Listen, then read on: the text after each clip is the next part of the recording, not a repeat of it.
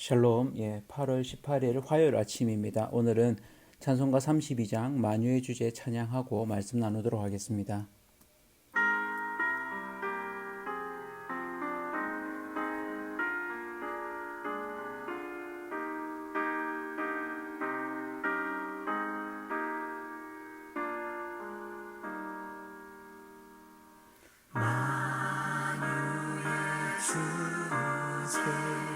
존귀하신 예수 사람이 되신 하나님 나 사모하여 영원히 섬길 내 영광 되신 주로다.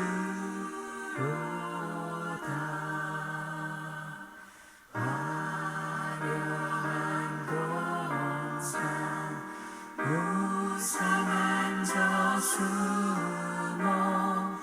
아름답고 묘하나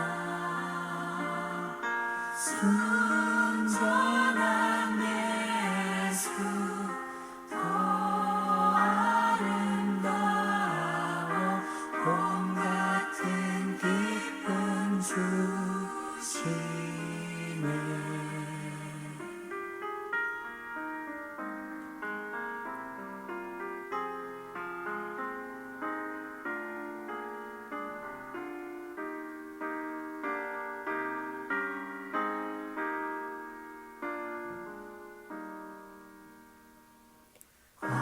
광명한 해와 명랑한 저 달빛 수많은 별들 빛나나 주 예수 빛은 더 찬란하여 참 비교할 수 없도다.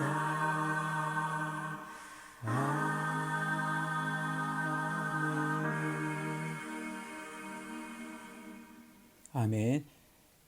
오늘은 하박국 1장 12절에서 17절까지 말씀 제가 좀 더 쉬운 번역본인 표준 세번역으로 한번 읽어드리도록 하겠습니다. 주님께서는 옛날부터 계시지 않으셨습니까? 나의 하나님, 나의 거룩하신 주님, 우리는 죽지 않을 것입니다. 주님께서는 우리를 심판하시려고 그를 일으키셨습니다. 반석이신 주님께서는 우리를 벌하시려고 그를 채찍으로 삼으셨습니다. 주님께서는 눈이 맑으심으로 악을 보시고 참지 못하시며 패역을 보고 그냥 계시지 못하시는 분입니다. 그런데 어찌하여 배신자들을 보고만 계십니까? 악한 민족이 착한 백성을 삼키어도 조용히만 계십니까? 주님께서 백성들을 바다의 고기처럼 만드시고 다스리는 자가 없는 바다 피조물처럼 만드시니 악한 대적이 낚시로 백성을 모두 낚아올리며 그물로 백성을 사로잡아 올리며 쟁이로 끌어모으고는 좋아서 날뜁니다. 그러므로 그는 그 그물 덕분에 넉넉하게 살게 되고 기름진 것을 먹게 되었다고 하면서 그물에다가 고사를 지내고 쟁이에다가 향을 살라 바칩니다. 그가 그물을 떨고 나서 곧이어 무자비하게 무백성을 죽이는데 그가 이렇게 해도 되는 것입니까? 아멘. 오늘은 하박국의 두 번째 질문이라는 제목으로 같이 말씀을 나누도록 하겠습니다. 하박국이 있던 시절, 남유다가 날로 악해지는 그런 상황들 때문에 하나님께 묻죠. 왜 이렇게 계속 두십니까? 라고 물었는데 하나님이 심판하실 것이다. 바벨론을 통해서 심판할 것이다. 라고 하니까 하나님, 악인이 자기보다 의로운 사람을 이렇게 삼키는 거, 또 심판한다는 거가 말이 됩니까? 그러면 하나님 잠잠하시겠습니까? 라고 오히려 역질문을 하게 되죠. 하박국의 두 번째 질문을 하면서 하박국은 하나님의 속성에 대한 언급을 합니다. 여호와 나의 하나님, 나의 거룩하시니, 만세전부터 계신 분, 사망에 이르지 않게 우리로 하시는 분, 주께서 심판하기 위하여 그들을 세우셨다. 또 반석이신 분 이렇게 하면서 하나님의 속성에 대한 이 언급을 한 절에서 길게 이렇게 언급합니다. 이렇게 하는 이유는 이 하박국 선지자가 하나님에 대해서 잘 알고 있고 하나님의 속성에 대한 기본적으로 신뢰를 가지고 있는 것입니다. 그러니까 하박국의 질문은 한편으로는 그가 알고 있던 하나님과 지금 이렇게 하나님의 행하심 속에서의 이렇게 충돌이 있는 거죠. 그래서 자기가 다 이해되지 않는 부분에 대해서 또 자기가 알고 있는 그 하나님이 정말 그 하나님이 맞습니까? 라고 묻는 것입니다. 우리도 그럴 수 있죠. 내가 알고 있는 하나님이 때로는 하나님에 대해서 또 하나님을 알아가는 부분에 있어서 때로는 우리가 더 확장되어야 되는, 더 알아야 되는 부분들이 있죠. 그래서 하나님을 더 경험하게 되어지는 그런 계기가 되어집니다. 이 언급은 아주 중요한 부분이죠.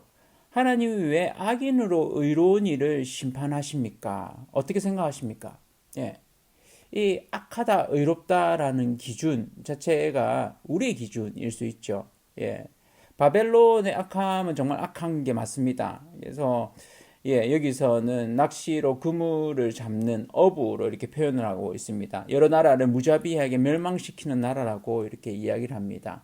그들의 악함에 비하면 이 남유다의 악함은 세 발의 피 혹은 의롭다라고까지 말해지는 그런 하박국의 인식을 보게 됩니다.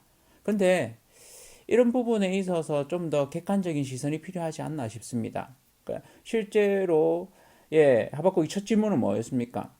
이 남유다가 지금 악하게 행하고 있다는 거 아니었습니까? 그러니까 하나님의 기준에서는 그 악함에 대해서 바로잡으려고 하시는 거죠. 못마땅한 건 뭡니까? 더 악한 존재를 통해서 그 악함을 바로잡는다는 게 말이 되느냐 하는 것이죠. 그래서 일리 있는 이야기입니다. 그러나 이 일들을 통해서 하나님이 하시고자 하는 일에 대한 이해 필요한 거죠. 그러니까 우리 기준으로 뭔가를 이해하고자 할 때 부당하게 느껴지는 부분들이 있습니다. 왜 더 악한 존재를 통해서 우리 선한 사람들을 오히려 이렇게 징계를 받게 하느냐, 심판을 받게 하느냐, 어려움을 겪게 하느냐 하는 부분들인 셈이죠. 그러나 그 기준이 우리의 기준이 아니라 하나님 기준으로 앞에서 우리가 서게 되면 하나님이 그렇게 단련하심은 그래도 사랑하시기 때문에 그들을 돌이키기 위한 그런 계기, 그런 도구라는 것을 알게 되는 것입니다. 그래서 이후에 하박국이 깨닫게 되는 부분들이 있죠. 일단 이런 어떤 질문, 하나님 앞에서 우리가 알고 있는 그 하나님에 대한 이해가 안 되어질 때 하나님께 하나님, 저는 제가 알고 있는 하나님은 이런 분입니다. 사랑이 충만하신 하나님입니다. 그런데 하나님이 분노하시다니, 하나님이 때로는 우리에 대해서 이렇게 화를 내실 수 있습니까? 또 죄에 대해서 이렇게 단호할 수 있습니까? 하는 부분들을 이해 못할 때는 이해가 안 되는 거죠. 그럼 묻는 거죠. 왜 이렇게 하십니까? 그런데 하나님이 그만큼 죄에 대해서는 단호하시고 또 하나님의 백성이 거룩하기를 원하시는 겁니다. 하나님이 그냥 사랑으로 무조건 좋으신 분이 아니라는 걸 알게 되는 거죠.